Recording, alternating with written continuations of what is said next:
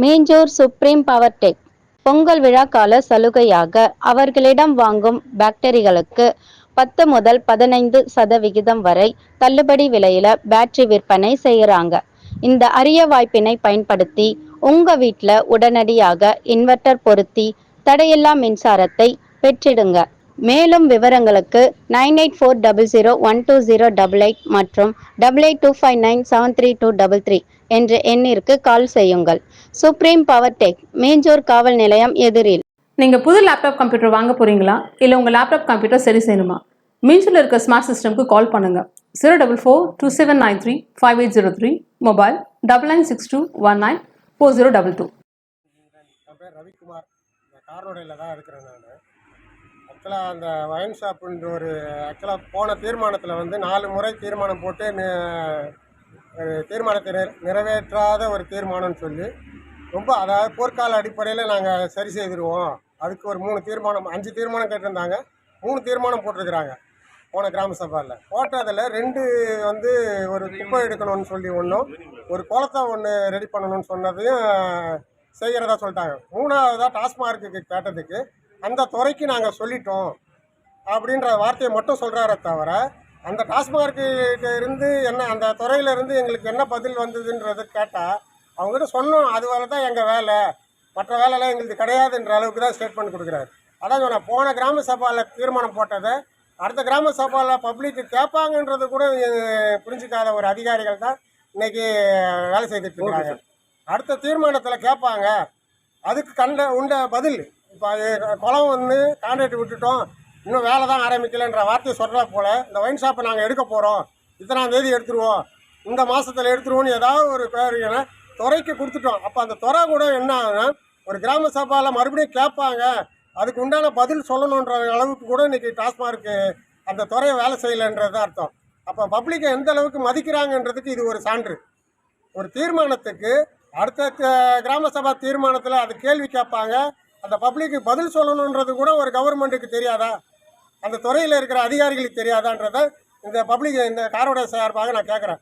அது பக்கத்தில் வந்து நிறைய ஸ்கூல் இருக்குது, 3 ஸ்கூல் இருக்குது, 3 வங்கி இருக்குது. பப்ளிக் இந்த இன்றைக்கி கிராம சபாவில் கூட எல்லா பெரியவங்களை தாய்மார்கள்லாம் கம்ப்ளைண்ட் பண்ணாங்க, எங்கள் வீட்டு பசங்க போகும்போதெல்லாம் எங்களுக்கு நிறையா தொந்தரவுகள் இருக்குதுன்றாங்க. அவங்க என்ன, கவர்மெண்ட் என்ன நினைக்குது, ஏதாவது ஒரு பெரிய பிரச்சனை ஆகணும்னு நினைக்கிறாங்களா, அல்ல பப்ளிக் சைடில் அடிச்சுக்கணும்? இன்னைக்கு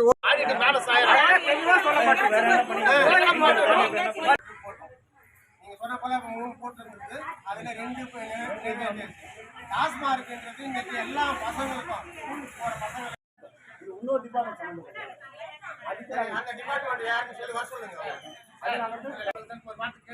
தீர்மானம் போட்டு நம்ம நிறைவேற்றல, போன ட்ரிப்பை நம்ம 4வது தீர்மானம்னு எழுதிருக்கிறோம். அதுக்கும் அது எமர்ஜென்சின்னு ஒரு 3 இம்பார்ட்டன்ட் தீர்மானம் போட்டோம், செயல்படுத்தலைன்னும் போது கண்டிப்பாக அதோடைய டிபார்ட்மெண்ட் ஆள வர சொல்லுங்க. வீடியோவுக்கு ஃபோன் பண்ணுங்க, யாருக்கு பண்ணணும் வீடியோ ஃபோன் பண்ணுங்க, வீடியோ பார்த்துக்கங்க.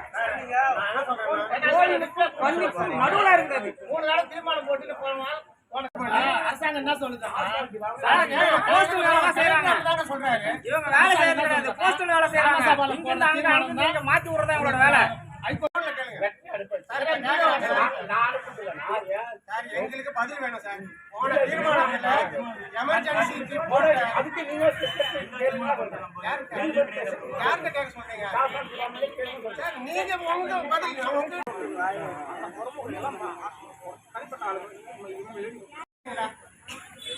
இன்னைக்கு போய் பாருங்க. Correct sir. இப்போ நான் கேட்குறேன், போன கிராம சபாவில் போன தீர்மானத்துக்கு பதில் வேணுங்க. அந்த துறையை வச்சு வர சொல்லுங்க. நான் போய் ஒன்று கிளம்ப முடியும், ஊரில் இருக்கிற பிரச்சனை உங்கள்கிட்ட தான் சொல்ல முடியும். நீங்கள் எங்கே எல்லா டிபார்ட்மெண்ட்டும் நீங்கள் தான் பதில் சொல்லுவாங்க.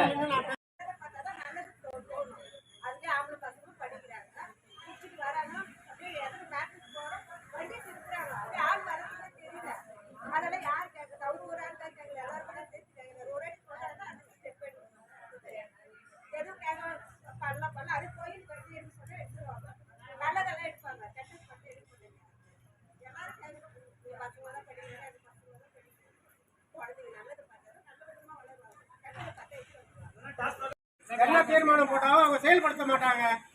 பயமா பயமானு கேக்குறேன்.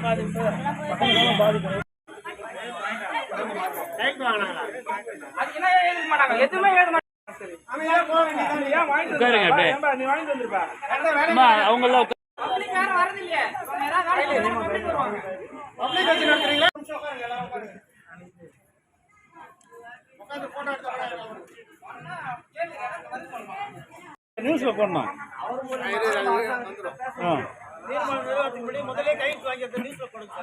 தீர்மானமே ஏதாம இந்த பாருங்க எவ்வளவு கேப் இருக்கு பாருங்க. அப்ப முன்னாடி